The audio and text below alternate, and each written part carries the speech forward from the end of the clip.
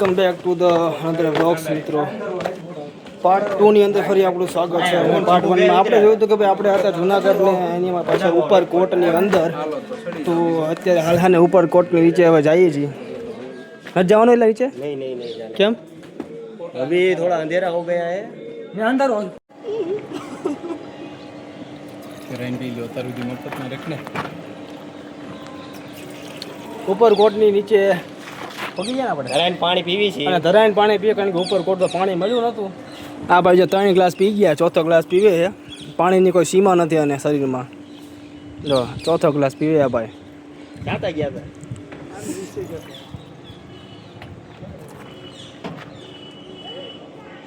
હું સીધો બહાર અહીંથી જો અહીંથી સીધો બહાર હે ને ઉપરકોટને જે રહ્યું ને એટલે સીધો બહાર નીકળવાનું છે ને હેઠે જવાનું. ક્યાં જવાનું છે? ખાવા જાવ, નાસ્તો કરવા જાવું ને? હા, નાસ્તો કરશું નીચે જઈને. આને પેલા ફોટો પાડ લો. વિચારનો અહીંયા ફોટો રહી ગયો હતો. આપણે હમણાં આવ્યા ને ત્યાં ફોટો રહી ગયો હતો ભાઈ. થોડોક વાત કરતો હતો ને તું? થોડોક વાત કરતો હતો, ફોટો રહી ગયો. ફોટો પાડ લો, છોકરો રાજી થઈ જાય. ઉપરકોટ જે મતલબ કિલ્લો છે એનો મતલબ પૂરેપૂરો બધો નકશો છે અહીંયા દેખાડવામાં આવે છે કે ક્યાંથી ક્યાં મતલબ જવાનું ટોટલી બધો નકશો. તો ફાઇનલી મિત્રો હા ને ઉપરકોટની જેમ નીચે મતલબ પહોંચી ગયા છીએ. આ સીધા અમારા ભાઈબંધ મિત્રો અમને લઈને આવી ગયા ક્યાં પાછા ચશ્મા લેવા માટે. અહીંયા તો ભાઈ લીધા હતા. હવે આ ભાઈ લેવાનું બાકી હતા. જો આ ભાઈ ચશ્મા લેવાની વિચાર કરે છે પણ એને મન નથી માનતું એવું લાગે છે મને. બોલો જો ના જો આંખમાં ન નાખતો ચશ્મા તું ફોડી નાખીશ ન કરતો. બાપા હું જવાબ દેવું? તારા શું વિચાર છે? આમ કરતો સમજો તો 1 નંબર લાગે મારો ભાઈ, રિતિક રોશન જેવું. હા હા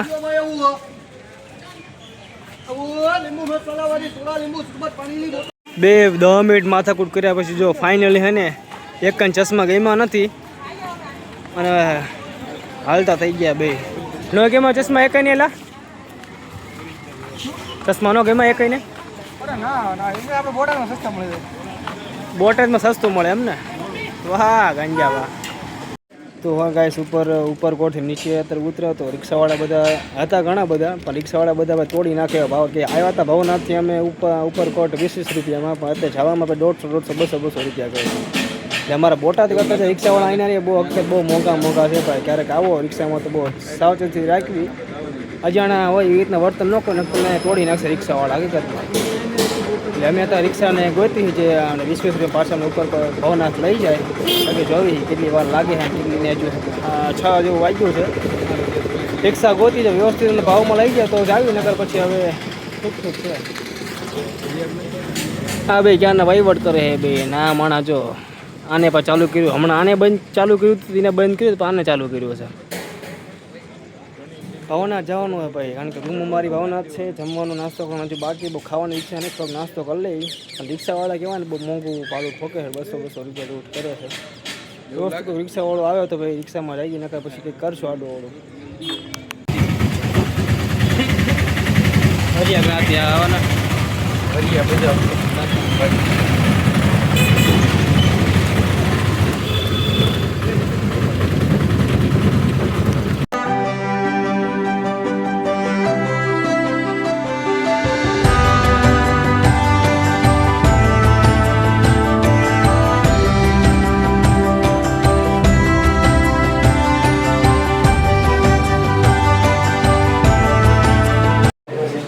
ફાઇનલી મિત્રોની અને ઉપરકોટથી અમે આવી ગયા છે અમારી રૂમે. ઉપરકોટથી લગભગ બધા અને લગભગ ઉપરકોટ 7-8 કિલોમીટર જેવું હતું. બધા મતલબ હાલી થાકી ગયા છે અત્યારે બધા લગભગ ઓલરેડી થાકી ગયા. જો આ બે જો આ તો હુઈ જ ગયો લાંબો થઈને. ઓલો આ તો મોઢું ધોવે છે કારણ કે થોડુંક ફ્રેશ થઈ જાય એટલા માટે મૂડ ફ્રેશ થઈ ગયું છે. મોટા દશા બગડી ગઈ થોડી ઘણી. જો દશા બગડી ગઈ છે ટૂંકમાં. અને અમારી મતલબ કે રૂમ છે ટૂંકમાં નાની એમથી રૂમ છે અને રૂમમાં અમે 4 જણા છીએ મતલબ. હાથે મને ભૂખ તો ખતરનાક લાગી છે.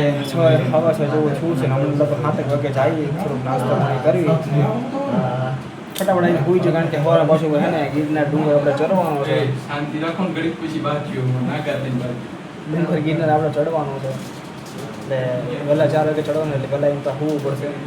અત્યારે મતલબ કે બધાના બહુ લાગે થોડોક આરામ કરી પછી અમે નાસ્તો કરવા માટે જઈએ પછી કંઈક ખાને આગળનો પ્લાન કરી હું કરો હું થોડોક અત્યારે ફ્રેશ થઈ જઈએ પાછા થોડોક ફ્રેશ થઈ જાય.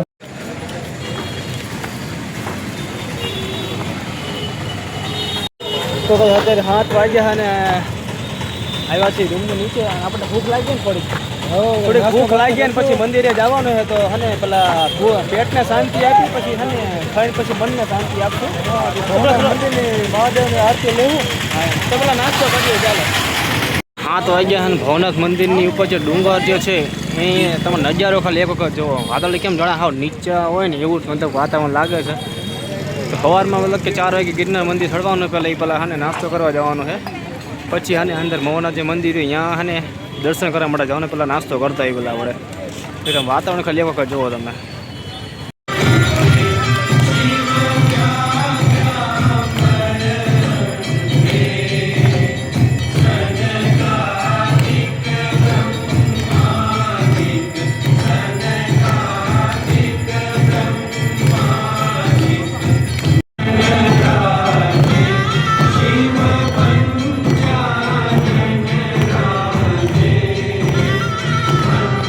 તો કઈ નાસ્તા પહેલાં હાને મનને શાંતિ આપી દીધી છે. મનને શાંતિ આપી પહેલાં થોડી પેટને શાંતિ આપી દીધી પહેલાં હાને નાસ્તો કરવા જઈએ. ભૂખ લાગી ખતરનાક પછી હું તો આરતી ચાલુ થઈ ગઈ પેલા આરતી લાભ લીધો. ભાઈ ભૂખ લાગી હતી અને હું પાઉંભાજી એ બધે લીધી છે 2 ડીશ 4 જણા વચ્ચે.